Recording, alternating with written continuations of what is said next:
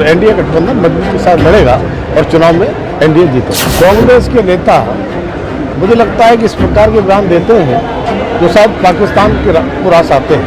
आदरणीय प्रधानमंत्री मोदी के नेतृत्व में सेना सही समय पर सही जवाब दिया। नमस्कार, मेरा नाम प्रिंस मिश्रा है और आप लाइव सिटीज देख रहे हैं। बनवारी लाल वर्मा जो है पटना एयरपोर्ट पर पहुंचे, जो कि केंद्रीय राज्य मंत्री हैं।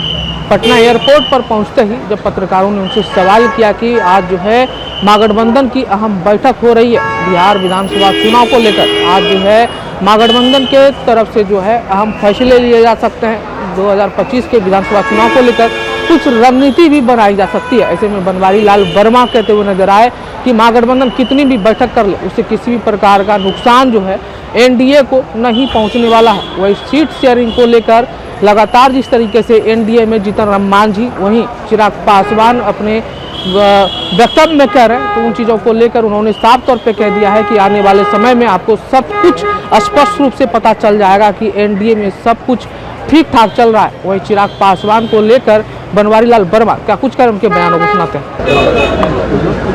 सर, लगातार महागठबंधन की बैठक बिहार में हो रही है, क्या लगता है कि कुछ करामात दिखा पाएंगे चुनाव में, कुछ नतीजे सामने आएंगे? देखिए, इंडी गठबंधन चाहे जितनी बैठक कर ले, लेकिन आदरणीय प्रधानमंत्री मोदी के नेतृत्व में बिहार में एनडीए का परचम फहराएगा।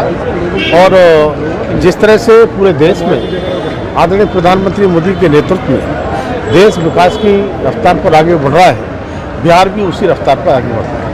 सर, जिस तरीके से कांग्रेस के नेता जो है वो पहलगाम को लेकर के बयान दे रहे हैं कि सरकार कोई फैसला नहीं ले रही है। चरणजीत सिंह चन्नी है, उन्होंने पुलवामा के इस पे भी सर्जिकल स्ट्राइक पे भी सवाल उठाया कि हुआ था कि नहीं हुआ था। सर, कांग्रेस के नेता मुझे लगता है कि इस प्रकार के बयान देते हैं जो शायद पाकिस्तान को रास आते हैं। और मैं कहूँगा कि हमारी सेना के हौसलों को ये कमज़ोर करने का प्रयास करते हैं, लेकिन हमारे बहादुर सेना के जवान उनके हौसले कमज़ोर होने वाले नहीं हैं।